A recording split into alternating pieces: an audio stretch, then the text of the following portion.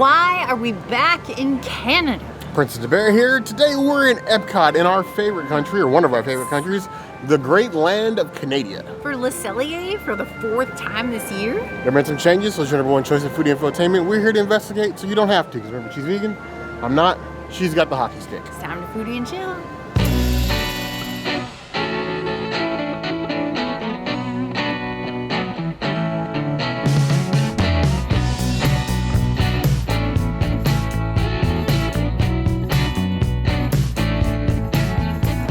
I feel like the last time I was here, I ate the new delicious oat blend bread. So this time I'm going to save that for Bear. You can watch our last video for my review on that. And I'm going to take my favorite, very hot, very delicious pretzel. I actually think that the pretzel here is better tasting than what you get in Germany, which is like literally my bae. And Bear will tell you, I dream about the pretzel in Germany, but there's just something special about the pretzel in Canada. It's so much better. Maybe it's because you get this like a beautiful maple whipped earth balance butter to put all over it. It is literally a dream, and I will order seconds of the bread because it gives such good bread. I get to come here like what, every 2 months now and get it? Some things may change, but some things remain the same. And what remains the same is always delicious and wonderful. And what changes is always different. We'll say that. I love this. The bread doesn't change. So no notes, no complaints. I would give it a 4.75 out of 5 breads. It gives such good bread, and I come here every 2 months for it at this point. I literally said in our last outro, I want to say that we would be here 4 times a year, and this is our 4th time this year in September. I imagine we'll probably come here 1 or 2 more times before the end of the year, so I guess I lied. It's one thing that has always remained consistently amazing here. It is their bread selection. Even though they do switch it up every now and again, this is their rolled oat bread, this nice deep dark oat bread, the rolled oats in the top. Smells like the great land of the north. Now you get like a nice maple whipped butter to go on top with sea salt. This one's a bit harder than I'm used to. I'm going to give it the smallest spread and a bite.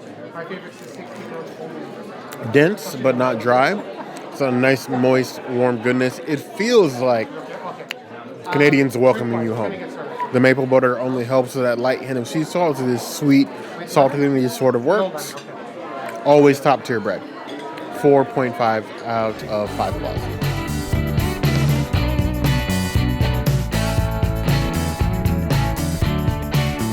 I ordered the lamb salad because I was like, well, I've had everything on the menu that's vegan, except for the sides that are new and the dessert that is new, but I wanted the lamb salad, and I don't know why. Stupidly, I thought of this lamb salad as the one from Tiffin's, so I was expecting like some milk on there and stuff, and this is like a lemon poppy seed vinaigrette, and then there's some fennel on here and some citrus. And some cucumber. Now, there's nothing wrong with that per se. It just wasn't what I was craving presently, and I'm not gonna be mad at it for it because the lettuce still comes from living with the land. So, aren't we all just living with the land? So I want to say I love the lettuce. The lettuce is so fresh and crispy and vibrant and wonderful. Love it. There is like some sort of like bitter aftertaste to, I don't know if it's the dressing, the fennel, or the oranges, but there is this like bitter flavoring to it that I'm just not really sure about. But it is a decent salad. I don't love it as much as I love the one from Tiffin's, but I did that to myself. I confused myself. I think I've spent too many days at EPCOT. I'm delirious now. I'll give this 3.5 out of 5 salads. It tosses my salads somewhat. In a world called Disneyland, or Disney World, composed of so many different lands, why shouldn't there be multiple versions of a land salad? The land has so much to offer us, and that means 3 things. Why not just go all in? Now, this salad has a lot going on between the fennel and these huge pieces of cucumber, You got some like mandarin orange in here. I see lots of different influences native to the north, but this is like huge. Maybe cut it first. Don't be like me. That lemon poppy seed is very tart. I actually think it's the fennel that's giving me the halt. Fennel is a very sharp flavor, and there's been a lot of fennel around lately. It can cut through the middle of a salad. It adds something unique, but I think sometimes it's very easy to go overboard the fennel and not sort of like gel well with the rest of the ingredients. It's very fresh. It's very salady. It's not a salad I wouldn't be afraid to be seen in public with. And there's something about the fennel that just doesn't sit with me. I'd give it 3.25 out of 5 points.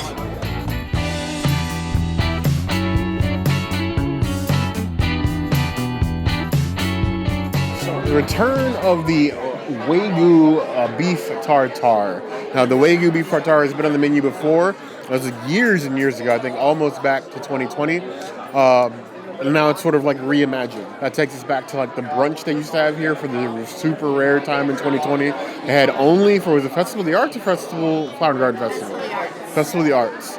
Well, one of the princess's favorite avocado toast she had never got to have again. I remember like the odd things you over here at Disney sometimes, and even for us, sometimes it's hard not to giggle. There was somebody who was asking if they had the tartare cooked.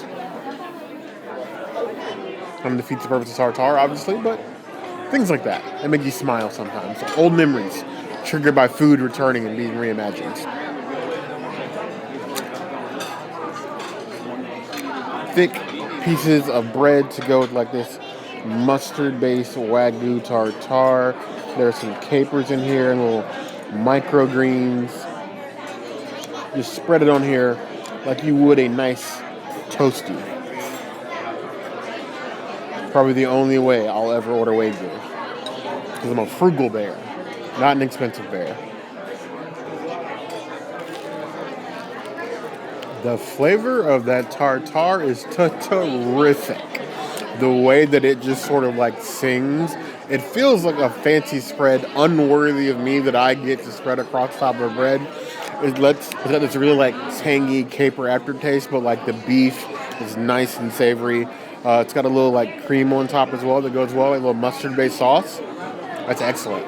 I am not a tartare person, really. I've had it a few times, I don't mind it, but I'm never seeking out tartare to see the menu. I'm glad that I tripped and fell into this one, meaning the princess found it and then dragged me here to eat it, because I never would have come here to eat tartare on my own. So you can really just thank the princess. Which is to say, I'm grateful to her, as always, and I give that a 4.75 out of 5 plus. To thank the princess, I need you guys to leave the funniest thing you've ever overheard at Disney in the comments.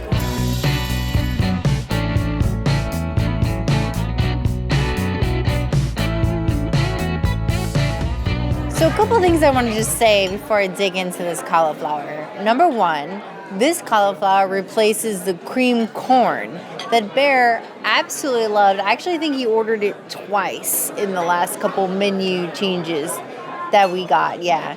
And I remember him eating the leftovers at home, like the day or two after we did the food review, and just like killing those cream corns and loving it and enjoying it and just like nom nom nom nom nom-voring it up.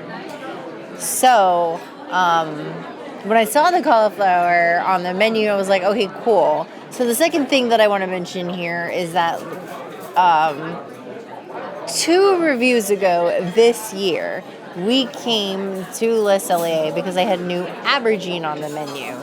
We got a little bit of internet hate from some people about the price of the aubergine and how it fits into the signature dining, which in our response is like, it's literally the same price as every vegan entree for signature dining. So, okay, it gets all this hate on the internet. People that haven't tried it are hating on it, whatever. We didn't particularly care for it. Cool. 1 month later, they replaced that aubergine dish with a cauliflower steak. Cauliflower steak is basically the same as the aubergine. They take the tomatoes off the vine and they give you the cauliflower steak instead of the aubergine. Same price, Not much of a flavor difference, blah, blah, blah. No internet hate for that, just the averaging, whatever. So the server, when offering entrees, which Bear and I had already decided we're not doing this time, mentioned the cauliflower steak. I was like, cool. But he also said you could like swap the lentils and the extras for other sides. So like you could double cauliflower it if you wanted to. You get the cauliflower steak and then you get this cauliflower. But for me, having already had that cauliflower steak, I really just wanted to try a new cauliflower. So long story long, we're trying a new cauliflower in the same vein of, I guess, our girly aubergine. I almost feel like this is like, oh, well, we have extra cauliflower pieces from the cauliflower steak, so let's just turn it into a side with dried fruit. I was going to grab one floret, but it's attached to another floret, so let me just knife and fork it. I do think it's funny because like they always give us like all these side plates and things, but Bear and I, we literally share everything this way unless he's eating meat, so like side plates don't really work for us. Okay. Now that I've given you all of the life stories of the cauliflower, let's try the new cauliflower. I know the sauce is supposed to be like a tahini sauce, but for some reason it's like a little tangier than a tahini. It almost gives me like, Bear, what's the sauce that you put on top of our, when we make like the Japanese curry and you have like that sauce that you put on top of like my tonkatsu. Yeah, so it tastes like that tonkatsu sauce on top of this cauliflower, and then some like very bright, overcooked. I wanted to say capers, but they're not. They're like totally raisins, and like these are they do golden raisins inside the Brussels sprouts, and I actually think these are the golden raisins. They're just a little overcooked, and there's some nuts on here too. So it's almost like tonkatsu cauliflower Canadian style, which sounds blasphemous, but it is that same level of tartness. I do kind of like this more than the cauliflower steak just because it has a little bit more flavor to it, but you can zhuzh up the cauliflower steak however you want, as I learned this trip. I would give this a 4 out of 5 cauliflowers. Long-winded as I have been on this review, I think that this was worth dragging Bear here and making us go out. Instead of taking a day off today like we would have, we've been out 6 days in a row. This will make it 15 days in a row. We get 6 days off in the month of August, and I just took one away. So we have, or August, I'm saying, 5 days off in the whole month of September. We're going out all the time. So, yeah. There I'm on a tangent again. Poor Bear. More than anything, with Cellier has always been a restaurant where we have recommended you get as little or as much as you want. You want apps? Come get you poutine. You want entree? You just an entree. Get all 3. Pick and choose. But the reason being is that like when you get like their sides, and we only got 3, they are absolutely ridiculous portions, like massive. This would be like 2 princess meals at the house. And then we have 2 other sides that are equally large as this right here. So like it's very easy to get an app, get sides, and then if you have room, even dessert. But let's go ahead and dive into this here column of flour. Let me get some of this fruit. I am more the fruit person than the princess anyway. Get an all-in bite. Right. That is a Canadian roller coaster ride. I go from savory to earthy to sweet to almost candy. I can see when the princess got tonkatsu sauce, and I do see some similarities in the flavor profile, especially if you eat the sauce with a little bit of the raisins. It goes from like sort of like savory, tangy sauce, and then a bite of the raisin just makes it super sweet. So I love seeing those like similarities between foods from different cultures because we all sort of chase down like the same flavor goals. We just get there by different paths. As far as a side goes, this is tasty. Easy to split amongst the table. Huge bite, and it's flavorful. It's different though. So if you were picky about how your cauliflower is, be wary, but I think it's at least worth trying once. I would give it 4.25 out of 5 plus.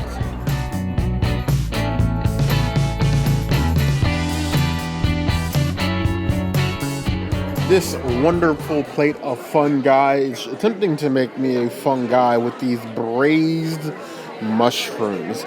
It is a massive plate of Last of Us style, may come alive and bite you sort of meal, but this is sort of like one of my favorite things here. We almost always take these home because I can never finish this. Not going to make the princess eat these, but I will snack on these like popcorn. As sad as that is. Nice herb covered. They smell delicious. Modified them? I did modify them. Normally they do come in a braised like a veal sauce. I prefer them veganized, not because I had anything wrong with veal. I just like them like light and basically sauteed. It makes a good snack for me. If you hear the princess scream, it's just because I tried to bite her like some sort of fungi monster.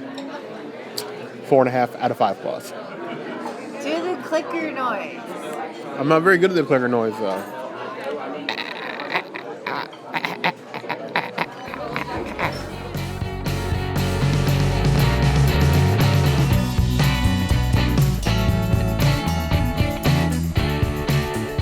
The unhealthy yet tasty and fried beautiful Canadian Brussels sprouts. These are in my top 5 favorite Brussels sprouts on Disney World property, and I don't know how I ever survived without them.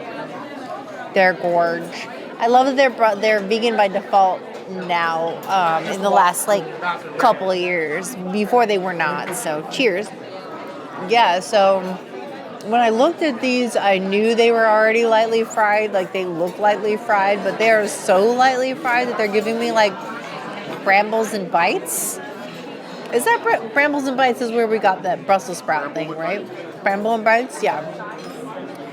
Watch our food and wine series and check that out. We're actually filming this, the day after we're done with our food and wine series, but you're watching this, multiple days after the whole series is over. So you're probably 3-4 days late from us actually reviewing this, which is not normal for our flow, but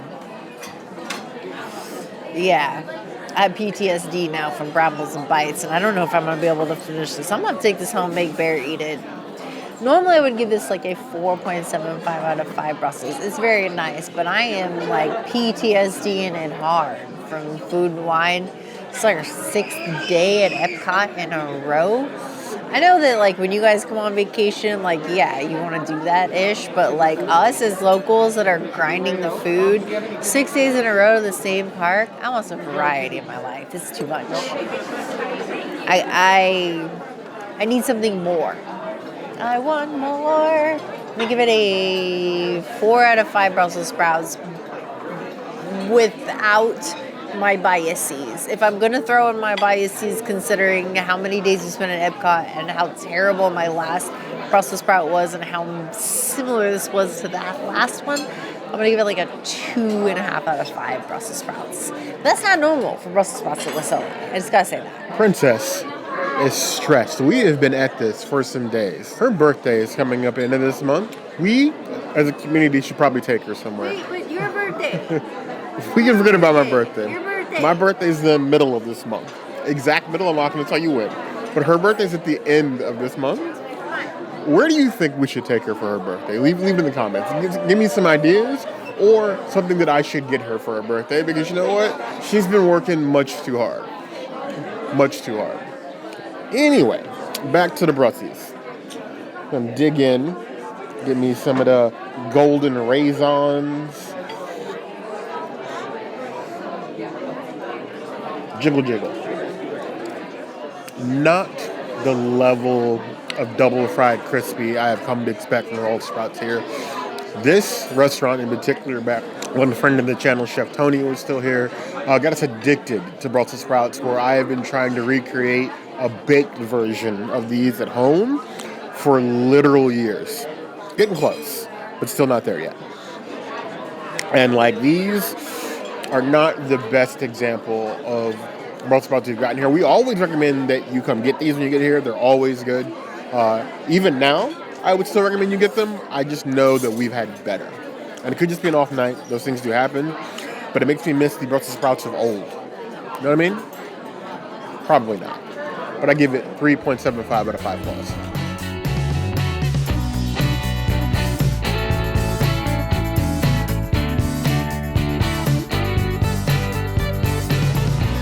I decided, as a bear, to switch things up. I always get the Ottawa Apple or the Windsor Old Fashioned. There are some things in this menu that I haven't ordered in a while. None of the cocktails are vegan, so none for the princess. But I got the Victorian raspberry. Now, that refers to like the Victoria Gardens or Victoria, Canada, but it's Canadian vodka, raspberry, Sprite, and a little bit of lime juice.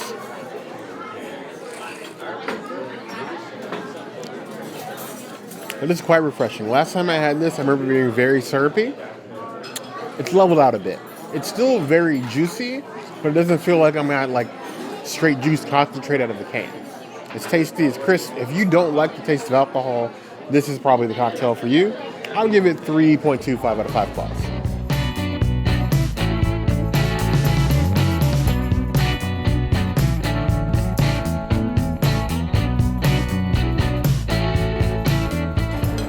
Ever since I was denied a hot fudge sundae, or banana split, I should say, from Beaches and Cream, I have been wanting one. And I know there's really nowhere you can get a banana split.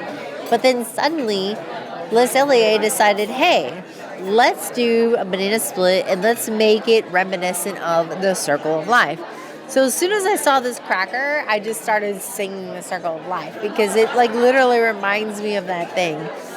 And then you have this beautiful, like, vegan ice cream, the accoutrements, and then, like, this piece of banana. I don't think that I don't know, can I safely grab this banana piece?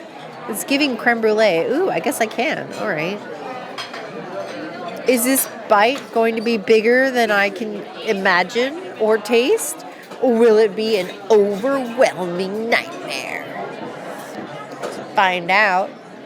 With Mickey, no, I butchered the quote. But you guys know what I'm quoting. If you don't, well, comment your guess. Unfortunately, in taking my bite, I dropped half the cookie on the ground. So I have to ground myself from this dessert now because I really think the cookie was the best part.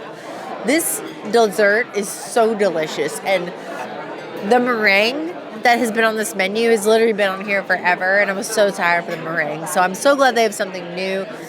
I love the new thing they're offering. It is in the same serving vessel as the meringue, and I think that's where it goes wrong because if they'd given me a bigger bowl, I may not have lost half my cookie.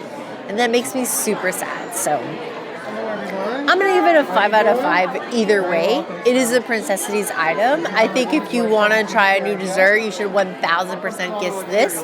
Just don't do what I do and drop the cookie because that is heartbreaking. The banana split redemption, this beautiful cup of this plant-based ice cream, the caramelized banana, the fruit, the little crumble here. Like, it's very easy to mix this and tumble it right out of the bowl, so be careful. The princess is clumsy, but this thing is honestly a fingerful, a spoonful. I almost just broke it in half. Yeah. Get some of the banana, get some of the cream, and I'm going to try not to embarrass myself. The cookie is like an Italian-style cookie. It's nice and flaky, but it's very thin and brittle. Serves as like the pieces of like cone for the banana split, like at the base. And then you have the ice cream that's got the little brittle on top, the fruit, and the banana. It tastes exactly like a banana split. Like you are missing nothing. It's sort of like reconstructed and reimagined, but all of the flavor. And then the caramelization of the banana, elevated. Send it over the edge. Why all these years at Baskin-Robbins have I never had a caramelized banana on my banana split? I'm kidding. I've never had a banana split at Baskin-Robbins because I'm lactose intolerant. But this is amazing. This is a 5 out of 5 clause. This is on the Bare Necessities list. We don't often run across desserts at restaurants. We say that you should run and go try. But vegans, non-vegans, us lactose-challenged individuals like myself, you need to come here and visit, even if you just want the dessert. You can do that. Easily 5 out of 5 clause. Another successful dinner at Le Cellier. I think it's time for them to rent us a broom closet. Yeah, I think that having projected last year that we would come 4 times this year, and having already hit the 4 times this year and probably gonna have to come 2 more times this year, I feel bamboozled a little bit. It's all her fault. But also, I love how often, I mean, I don't love what they've been doing with changing with the appetizers, but I do love what they've been doing with changing the, sorry, not appetizers, entrees. I don't like what they've been doing with changing the entrees. I do love what they've been doing with changing the appetizers and the sides. The only new thing we didn't get was the Chardonnay butter sauce that is 2 weeks new. That is like an enhancement to one of the meats, which Bear didn't get a meat because he's already had all of the meats on the menu before. I don't know where I'm going with this, but also the food is good. And we keep coming back to try the little tweaks. And this is like, I want to say one of only 3 restaurants on Walt Disney World property where we come and try all the tweaks. And the poutine is still here. Yes. But given what's changed in the menu, is it time for you to revisit Le Cellier? As always, let us know in the comments below. If there's anything else you'd like to see us do, that will always be the place to find us. Hit that notification bell if you want to see other videos like this. And we have new videos 5 days a week. Monday, Tuesday, Wednesday, Thursday, Saturday. let me see you soon. Be sure to subscribe and like this video. And be sure to comment. Because if you don't, Bear will just yeet himself into an entree and forget to remind you that you only have to order sides or apps or just dessert. This is your vacation. We sat next to a table that just ordered dessert. Nothing wrong with that at all. This is Disney World. This is your Disney World. Make it your Disney World. Or Bear will eat himself out of the Disney World and get mad at you for not having a good vacation. You heard the girl.